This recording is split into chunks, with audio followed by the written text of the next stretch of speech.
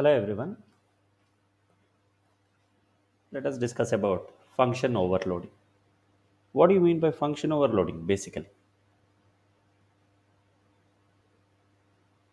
multiple functions having same name is called as function overloading. What do you mean by function? Function is a subprogram which will perform subtask. When multiple functions are having same name, then it is called as function overloading. Then whenever the question comes when they have same name, how the decision is taken based on different parameters, then type and order. So basically, function overloading comes under static polymorphism, which is also called as compile time polymorphism. Polymorphism is two types: compile time and runtime. Under compile time polymorphism, we have function overloading and operator overloading, and under runtime polymorphism, we have function overriding, which is also called as future virtual functions in advance. So overloading basically two types: function overloading and operator overloading. So overloading is a static polymorphism. So the decision is taken based on number of parameters first. If the number is same, based on the type of the parameters. If the type is also same, then the order of the parameters, the decision is taken which function to call. Because the name is same, the resolution naming decision is taken based on parameter number, type and order. Now, let us execute a program using function overload. Okay, so let us execute. So program to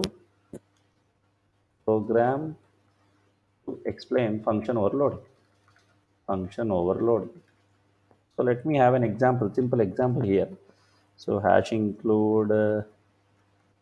Let me type a program here. Hash include iostream.h iostream using namespace std. Then here I want to have simple program as with class program. So I would like to type a simple program first. Void add.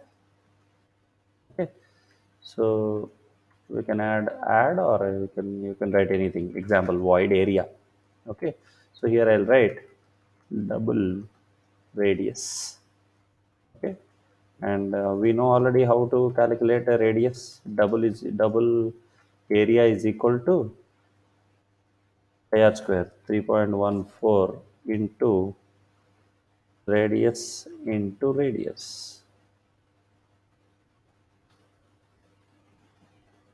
So you can write separate line as well as same line if you are interested.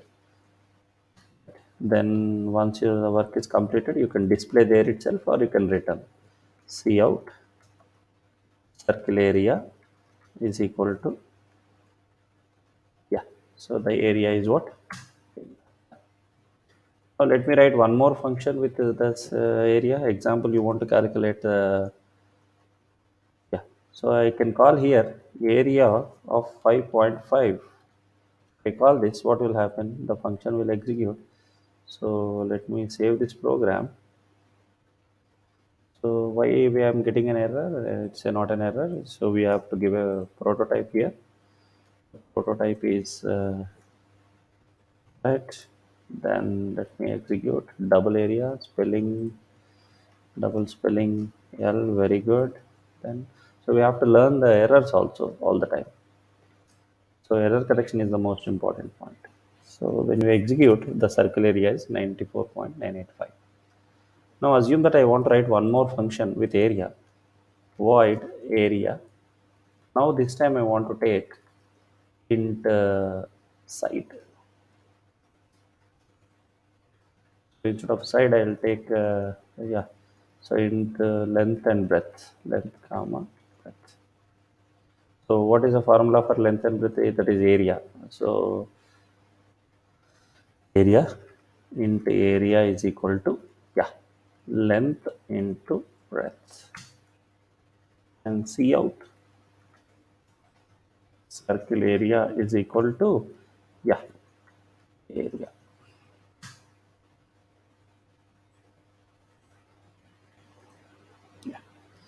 Now what we do? Now once again I can call here area of 10. If I call this 10 comma 20, now what will be executed? So once again same story, prototype of the, yeah, now semicolon. Now this radius rectangle area will be displayed. Rectangle area is displayed. So if you observe, both the functions are having same name, but the decision is taken on first it is having with one parameter.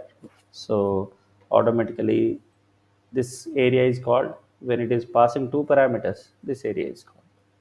Assume that you are calling with the one parameter function only, one more function, which is nothing but void area int side. What will happen? Now let me see.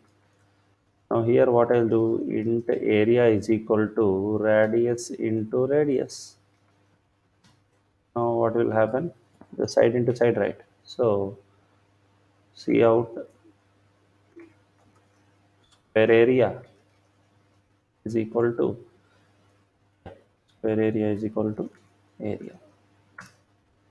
The same story once again, the prototype should be given in the top.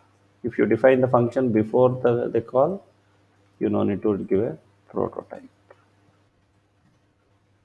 So if I call this, what will happen? Area of 100. So if you observe, all the functions are having same name except these parameters. So the area is equal to side into side, right? Side and side. Now if you observe, all the three functions are having same name, but the decision is taken. So first when I call this area, it will be going to one parameter functions, but I found two one parameter functions. Then it will go for the data type. That's why it is calling first function call is going to circle area, last function call is going to square area, whereas two parameter call is going to rectangle area. So this is a simple example for function overloading. Now the same program let us do with class. Same program let us do with classes. So what we do when we want to do in the class, simple what we do, we'll write a class, right? We'll write a class where the class function overloading demo, FOL demo, okay? And here I am writing public. So the same story, the prototypes are inside the class, then I am closing the class. Then I have an int main, so what I have to do, FOL demo F1, and whenever with classes you have to call F1 dot area, okay, and F1 dot area F1. So when you are using classes, you have to create an object, and using that object only you have to call the methods. So everything is same except when you are using classes, these are the small changes you need to do. FOL demo scope resolution. The same story will repeat for all the functions.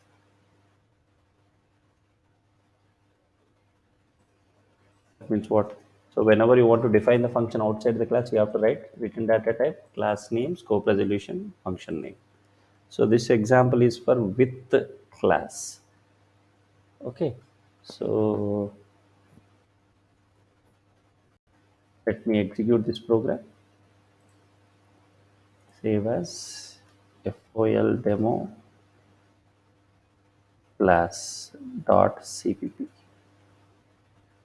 Now when I try to execute this program, what will happen? Let me see the same output you are getting. So please observe the difference between both the programs. Both are function overloading. The right side program is without classes. The left side program is with classes.